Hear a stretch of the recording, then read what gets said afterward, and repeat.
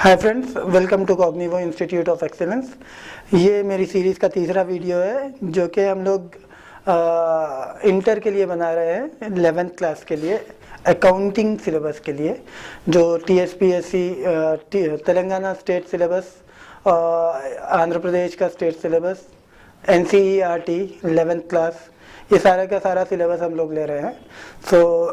इससे पहले हमने बिजनेस का डेफिनेशन, उस टाइप्स ऑफ बिजनेस, अकाउंटिंग और बुक कीपिंग के बारे में पढ़ा था। उसके बाद में हमने नेक्स्ट लेक्चर में क्या देखा कि अकाउंटेंसी क्या होता है, अकाउंटिंग साइकिल क्या होता है, बेसिक अकाउंटिंग टर्म्स क्या होते हैं। तो अगर ये सब आपने मिस किया है तो आई वुड सजेस्ट कि आप लोग वो जाकर फिर से देखें। एक बार आप देखोगे तो आपको कंप्लीट नॉलेज रहेगी, जो कि आपको एग्जाम में बहुत मददगार साबित होगी। आज हम अकाउंटिंग प्रिंसिपल्स पढ़ेंगे। अकाउंटिंग प्रिंसिपल्स में दो पार्ट्स हैं, एक है अकाउंटिंग कॉन्सेप्ट्स और दूसरा अकाउंटिंग कॉन्वेंशंस। अकाउंटिंग कॉन्सेप्ट्स पहले देख लेते हैं हम लोग सारे के सारे, फिर हम अकाउंटिंग कॉन्वेंशंस पे आएंगे। अकाउंटिंग कॉन्सेप्ट्स होते क्या हैं? Accounting concepts procedures and practices, ये अंडरलाइंग प्रोसीजर्स एंड प्रैक्टिसेस होते हैं अकाउंटिंग के। ठीक है, अकाउंटिंग प्रोसेस जो है हमारा, अकाउंटिंग प्रोसेस कंप्लीटली ये कॉन्सेप्ट्स के ऊपर बेस्ड होता है। ठीक है, यानी आपको हमेशा ये याद रखना होता है कि आपको ये कॉन्सेप्ट्स फॉलो करते हुए अपनी अकाउंटिंग करनी है, अपने एंट्रीज को उस तरीके से ही रिकॉर्ड करना है। ये कॉन्सेप्ट्स कौन से हैं और उनका मतलब क्या है ये देखेंगे। सबसे पहले तो आया business entity concept. Business entity concept क्या होता है? बिजनेस एंटिटी यानी बिजनेस की एक आइडेंटिटी होती है, खुद में वो एक एंटिटी है, ये बिजनेस एंटिटी कॉन्सेप्ट हमको बोलता है। ठीक है, यानी बिजनेस अलग, ओनर अलग, ओनर का बिजनेस नो डाउट, लेकिन ओनर बिजनेस। अब समझ लो आपकी कोई दुकान है, तो वो दुकान खुद में एक एंटिटी, आप अलग एंटिटी। अब जैसा कि हमारा इंस्टीट्यूट है कॉग्निवो इंस्टीट्यूट, अलग एंटिटी, उसकी आइडेंटिटी क्या है? Cognivo institute. हम अलग, हमारी आइडेंटिटी क्या है? Syed Wasi Ahmad. So this is business entity concept, यानी बिजनेस अलग, ओनर अलग, इसको बिजनेस एंटिटी कॉन्सेप्ट बोलते हैं। नेक्स्ट है dual aspect concept. Dual aspect किसको बोलते हैं भाई? दो, हर सिक्के के दो पहलू जैसा बोलते हैं ना, दो पहलू वाला एस्पेक्ट, मतलब कॉन्सेप्ट। दो पहलू क्या क्या रहते भाई? हर ट्रांजैक्शन के दो पहलू रहते। कौन से? एक लेना, दूसरा देना। ठीक है, यानी डेबिट और क्रेडिट, ये दो पहलू को हम डुअल एस्पेक्ट कॉन्सेप्ट में देखते हैं। ठीक है, so every transaction has two aspects, debit and credit, और ये दोनों हमेशा इक्वल रहते। जितना डेबिट होता उतना क्रेडिट होना लाजिम है, नहीं तो आप कहना अकाउंटिंग में कुछ ना कुछ गड़बड़ है। तीसरा वाला है भाई going concern concept. What is going concern concept? Going concern concept मतलब आपकी जो बिजनेस है, आप जो अकाउंटिंग पीरियड के लिए भी अकाउंटिंग कर रहे हो, इट डजंट मैटर, आपका बिजनेस जो है it is going to run forever, ऐसे सोचकर अपना अकाउंटिंग करते हो, that is going concern concept. ठीक है, अगर आप ये सोचकर अकाउंटिंग कर रहे हो कि मेरा बिजनेस ये साल बंद होने वाला है, तो आप अकाउंटिंग जो करोगे वो कंप्लीटली डिफरेंट रहेगी। आप कोई एसेट्स कैरी फॉरवर्ड नहीं करोगे, आप कोई बैलेंसेस कैरी फॉरवर्ड नहीं करोगे, लेकिन आप अगर ये सोचोगे कि मेरी बिजनेस चलने वाला है, तो आप हर बैलेंस कैरी फॉरवर्ड करोगे और प्रॉफिट एंड लॉस निकालोगे, वहीं पर profit and loss account close हो जाएगा, लेकिन जितने एसेट्स एंड लायबिलिटीज है वो कैरी फॉरवर्ड होंगे। वो आपको गोइंग कंसर्न कॉन्सेप्ट के थ्रू आपकी अकाउंटिंग में आता है वो। Next money measurement. पहले भी बात हो चुकी है कि ना, only monetary transactions are going to be recorded in accounting. So money measurement भी वही बोलता है कि सिर्फ या फिर हर चीज जो भी आप अकाउंटिंग रिकॉर्ड्स में डालोगे उसको पैसे में तोलना, पैसे में मेजर करना बहुत जरूरी है। नेक्स्ट है कॉस्ट कॉन्सेप्ट। कॉस्ट कॉन्सेप्ट ये बताता है कि आप कोई भी चीज खरीदो, जितने में खरीद रहे हो उतने में डालो, ठीक है, ना कि उसकी वैल्यू, प्रेजेंट वैल्यू, आज जो उसका रेट चल रहा है वो कभी नहीं डालो। यानी आप कोई बिल्डिंग खरीद लिए 10 साल पहले जिसकी वैल्यू 1 लाख रुपए थी, आज उसकी वैल्यू अगर 50 लाख भी हो ना, तब भी आपको क्या रिकॉर्ड करना है, 1 लाख रुपया ही रिकॉर्ड करना है, नॉट 50 लाख। नेक्स्ट है accounting period concept. Accounting period concept ये बताता है कि आप एक पर्टिकुलर पीरियड के लिए अपने अकाउंटिंग के रिजल्ट्स या अपने बिजनेस के रिजल्ट्स मालूम करते हो, ठीक है। वो पर्टिकुलर पीरियड 1 महीना भी हो सकता है, 3 महीने भी हो सकते हैं यानी क्वार्टर, या फिर साल भर भी हो सकता है, या 5 साल भी हो सकता है, ठीक है। तो कंपनीज अलग अलग अपना अपना अकाउंटिंग पीरियड देखते हैं, लेकिन गवर्नमेंट्स नॉर्मली 1 साल को अकाउंटिंग पीरियड मानते हैं और 1 साल के रिजल्ट्स की 1 साल के रिजल्ट्स को गवर्नमेंट्स को रिपोर्ट करना है, ठीक है, हर बिजनेस को। So normally 1 year is a standard accounting period, ठीक है। और अकाउंटिंग पीरियड में आप फाइनेंशियल रिजल्ट्स पता करते हो, फाइनेंशियल पोजीशन पता करते हो। Financial results profit and loss, financial position balance sheet, cash flow statement, cash का आवागमन यानी आना जाना कितना है, ये सब कैश फ्लो स्टेटमेंट। ये 3 फाइनेंशियल स्टेटमेंट्स है। नेक्स्ट हमारा है एक्रूअल कॉन्सेप्ट। एक्रूअल कॉन्सेप्ट बहुत इंपॉर्टेंट है, ठीक है। एक्रूअल कॉन्सेप्ट बोलते किसको? एक्रूअल कॉन्सेप्ट ये बताता है कि भाई जब आपका इनकम एक्रू हो गया या फिर एक्सपेंस एक्रू हो गई, तब आप उसको रिकॉर्ड कर लो। ये वेट ना करो कि आपको कैश आए तभी आप इनकम एक्रू करोगे या इनकम को रिकॉर्ड करोगे, या फिर आप कैश पे करोगे तभी आप एक्सपेंस रिकॉर्ड करोगे, ऐसा नहीं होता। आप समझ लो आज आपको इलेक्ट्रिसिटी बिल आया 1000 रुपये का, तो ये बिल कब आ रहा है आपको? समझ लो 3 जनवरी को आपको बिल आया, ठीक है, लेकिन पिछले महीने का था वो, दिसंबर में, राइट। दिसंबर के महीने का 3 जनवरी को आपको बिल आया, आप पे 10 जनवरी को कर रहे हो, ठीक है। सो यहाँ पर क्या हो रहा है, एक सेकंड, 3 जन को बिल आया, 1000 रुपये पे करना है, ठीक है। दिसंबर का बिल था वो, 31 दिसंबर तक का, मतलब 1 दिसंबर से 31 दिसंबर तक का बिल। अब इसको आप कैसे रिकॉर्ड करोगे?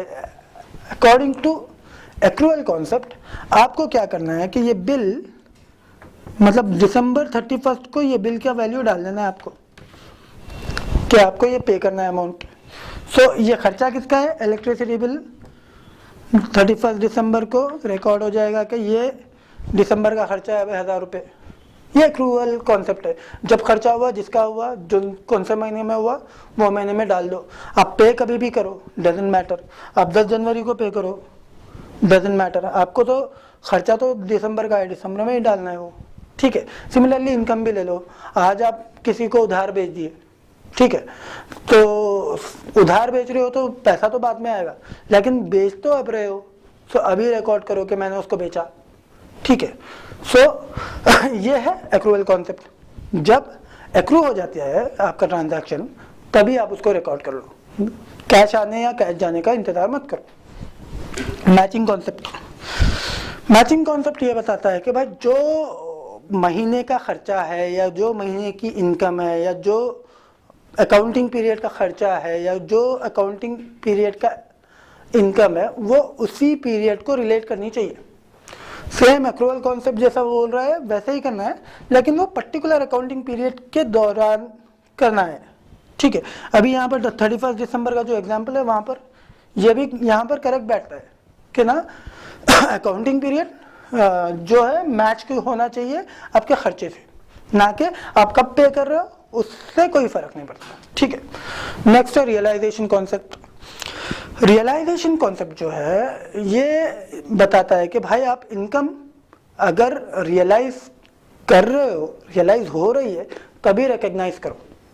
यानी फॉर एग्जांपल आपने सेल कर दिया है, तब आप डाल लो के सेल्स मैंने कर दिए हैं, मैंने सामान बेच दिया है करके, ना कि आप सिर्फ एक एग्रीमेंट करें मैं बेचूंगा बोलकर। ठीक है, तो यहाँ पर आपका एग्रीमेंट है, देयर इज नो सेल।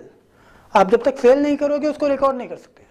ठीक है, रियलाइज करो यानी सेल करो तब रिकॉर्ड करो, ना कि एग्रीमेंट। कोई एग्रीमेंट में उतर गया कि मैं ना 1 साल के बाद में बेचूंगा, तो दैट इज नॉट सेल्स। ठीक है, so remember that, realise, income realise होनी चाहिए, तभी आप रिकॉग्नाइज करोगे, तभी रिकॉर्ड करोगे, वरना नहीं करोगे। सो ये थे आपके कॉन्सेप्ट्स। ठीक है, अब हम कन्वेंशंस देखेंगे। अकाउंटिंग कन्वेंशंस क्या है, थोड़ा सा हम ना क्या बोलते हैं, रिवाइज कर लेंगे। ठीक है, अकाउंटिंग कॉन्सेप्ट्स क्या है, प्रैक्टिसेस एंड प्रोसीजर्स जो कि हम यूज करते हैं अकाउंटिंग के लिए। अब कौन से कॉन्सेप्ट्स है, बिजनेस एंटिटी, बिजनेस अलग एंटिटी अलग, मतलब बिजनेस की खुद की एक पहचान। दूसरा है डुअल एस्पेक्ट, हर बिजनेस के 2 एस्पेक्ट्स होते हैं, यानी डेबिट और क्रेडिट। तीसरा गोइंग कंसर्न, यानी बिजनेस हमेशा चलने वाला है सोचकर अकाउंटिंग करो। चौथा है मनी मेजरमेंट, यानी हर ट्रांजैक्शन को पैसे से तोल सको। नेक्स्ट है कॉस्ट कॉन्सेप्ट, कुछ भी खरीदो उसको जितने में खरीदा है उतना ही डालो, कॉस्ट बेसिस पे रहो। नेक्स्ट है अकाउंटिंग पीरियड, जब भी फाइनेंशियल रिजल्ट्स निकालो एक पर्टिकुलर पीरियड के लिए निकालो। नेक्स्ट अक्रूवल, जब खर्चा हो या जब इनकम आए तभी डाल दो, ना कि कैश कब आया या फिर पेमेंट कब हुई उसका इंतज़ार नहीं करना चाहिए, जब अक्रू होता है तभी डालना है। नेक्स्ट मैचिंग कॉन्सेप्ट, जो पीरियड का खर्चा है वो पीरियड में डालो। नेक्स्ट रियलाइजेशन कॉन्सेप्ट, यहाँ पर क्या हो रहा है, जब तक आपकी इनकम रियलाइज नहीं होती तब तक आप उसको रिकग्नाइज मत करो, जब तक रिकॉर्ड मत करो। नेक्स्ट अकाउंटिंग कन्वेंशंस, अभी हम अकाउंटिंग कन्वेंशंस पढ़ते हैं। अकाउंटिंग कन्वेंशंस क्या है, बेसिकली अकाउंटिंग कन्वेंशंस कस्टम्स और ट्रेडिशंस जो कि चलती हुई आ रही। ठीक है, कस्टम्स ट्रेडिशंस क्या रहते, नॉर्मली जो चल लेते हुए आते रहते ना उसको कस्टम्स एंड ट्रेडिशंस बोलते हैं, राइट। सो अकाउंटिंग में क्या चीज़ें चल लेते आ रही वो अकाउंटिंग कन्वेंशंस है। सबसे पहली चीज़ कन्वेंशन ऑफ डिस्क्लोजर। डिस्क्लोजर क्या है भाई, दिखाओ, सब कुछ दिखाओ, राइट, डिस्क्लोज करना, बताना सामने वाले को। सो कन्वेंशन ऑफ डिस्क्लोजर क्या बोलता, कन्वेंशन ऑफ डिस्क्लोजर ये बोलता है कि अकाउंटिंग में हर चीज डिस्क्लोज करो, जो भी रिलेटेड डाटा है you have to disclose fully, completely, पूरा का पूरा दिखाओ। सेकंड कन्वेंशन है कन्वेंशन ऑफ मटीरियलिटी, ये बहुत इंपॉर्टेंट कन्वेंशन है। ठीक है,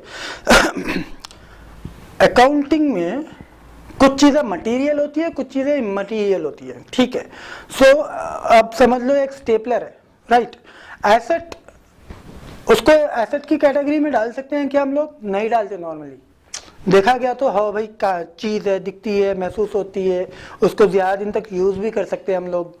कोई स्टेपलर तो 5-5 साल चल जाए, राइट, लेकिन स्टिल उसको हम एसेट नहीं बताते हैं, उसको खर्चा बताकर फिनिश कर देते हैं। क्यों, क्योंकि कोई भी बिजनेस के लिए एक स्टेपलर जो कि 50 रुपए की चीज़ होती है वो मटेरियल नहीं है, ठीक है, इंपॉर्टेंट नहीं है, दैट्स वाई उसको राइट ऑफ कर दो, खर्चा बताओ फिनिश ऑफ कर दो, स्टेशनरी में खलास। सो मटीरियलिटी बहुत इंपॉर्टेंट होती है। सो कन्वेंशन ऑफ मटीरियलिटी क्या बोलता है, जो चीज़ें बिजनेस के लिए मटीरियल हो, कुछ बिजनेसेस के लिए तो कंप्यूटर्स भी मटेरियल नहीं होते। ठीक है, फॉर एग्जांपल कोई एक क्रोर्स ऑफ उसका टर्नओवर है कंपनी का, उसके लिए 10,000 रुपये का कंप्यूटर इमटेरियल है, राइट। सो वो चाहे तो उसको खर्चा दिखाकर फिनिश ऑफ कर दे। ठीक है, next convention of consistency. Consistency यानी आज जो कर रहे हो कल वही करो, कंसिस्टेंटली करो, राइट, कंसिस्टेंसी उसको बोलते हैं। कि बार बार वही काम करते रहो, वैसे ही करते रहो, ठीक है। So there are particular things in accounting जहां पर आपको छूट दी जाती है कि you can follow this procedure और दैट प्रोसीजर, ठीक है। दो अलग अलग प्रोसीजर्स होते हैं, दो अलग अलग वैल्यूज भी आते हैं, जैसा कि स्टॉक वैल्यूएशन है। स्टॉक वैल्यूएशन में 3 अलग अलग मेथड्स है। कौन से फीफो, लीफो और वेटेड एवरेज। यहाँ पर 3 अलग अलग आपको फिगर्स आएंगे। वैसे ही डेप्रिसिएशन है, डेप्रिसिएशन में 2 अलग अलग मेथड्स है। मैं इसके डेप्थ में नहीं जाऊंगा अभी, लेकिन उससे क्या होता है कि ना, अगर आप इस बार एक मेथड फॉलो कर रहे हो और नेक्स्ट ईयर कोई और कर रहे हो, उसमें फर्क बहुत हो जाएगा। So you have to do consistently, कोई भी एक पर्टिकुलर मेथड लो और उसको ही कंसिस्टेंटली करते रहो, वो है कन्वेंशन ऑफ कंसिस्टेंसी। आखिर वाला है कन्वेंशन ऑफ कंजर्वेटिज्म। कंजर्वेटिज्म मतलब अगर खर्चा हो तो पहले बता दो, अगर इनकम हो सकती हो, खर्चा हो सकता हो या लॉस हो सकता हो, पहले बता दो। इनकम हो सकती हो तो मत बताओ, जब तक आप अर्न नहीं करते तब तक मत बताओ। ये है कंजर्वेटिज्म। मतलब बिजनेस में लॉसेस पहले बताओ, खर्चे पहले बताओ, लेकिन इनकम जो है हो सकने वाले चीजों को आखिर में दिखाओ, जब होते हो तभी दिखाओ, लेकिन खर्चे जो हो सकने वाले खर्चों को भी बताओ। एटलीस्ट नोट्स ऑफ अकाउंट्स में तो बताओ, लेकिन बताओ। That is convention of conservatism. So आज हम क्या देखें भाई, अकाउंटिंग प्रिंसिपल्स, उसमें अकाउंटिंग कॉन्सेप्ट्स और अकाउंटिंग कन्वेंशंस देख लिए। सो अभी के लिए मेरे थर्ड वीडियो में ये काफ़ी है अभी के लिए।